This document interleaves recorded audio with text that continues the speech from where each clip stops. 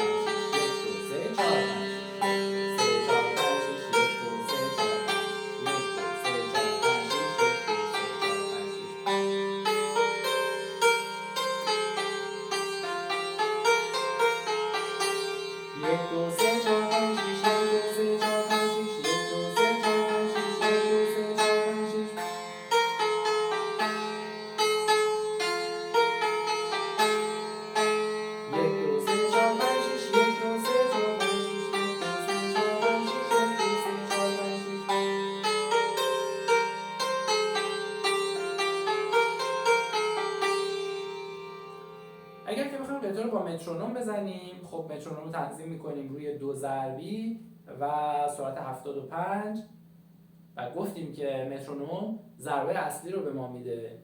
با هر ضربه مترونوم ما باید 3 تا شماره بشماریم.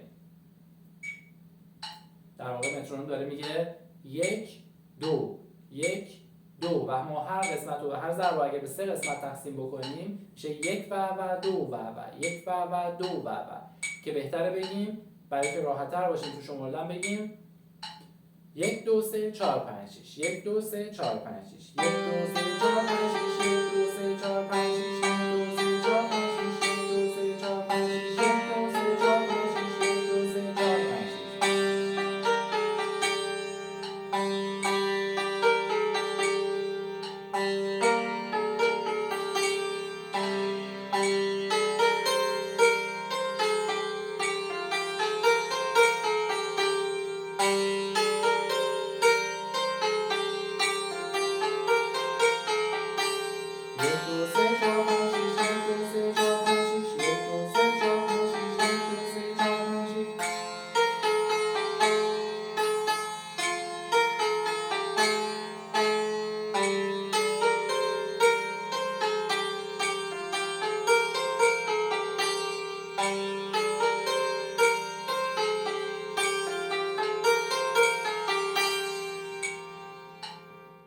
بعدا که تکنیک‌های این قطعه رو یاد بگیریم وقت میتونیم یه ذره بهش زینت اضافه کنیم، ریز اضافه کنیم که پرتر و زیباتر بشه. مثلا به این شکل در میاد.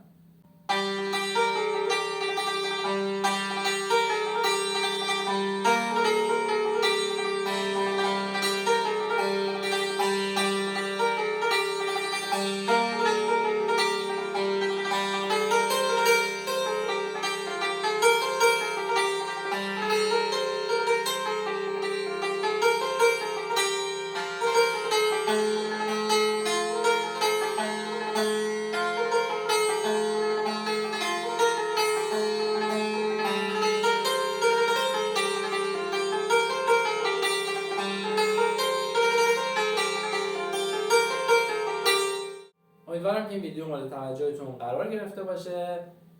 ممنون میشم که کانال یوتیوب من رو سابسکرایب کنید، این پست رو لایک کنید، سوالات و نظراتتون رو کامنت کنید و این پست رو به دوستاتون به اشتراک بذارید. ممنون از شما.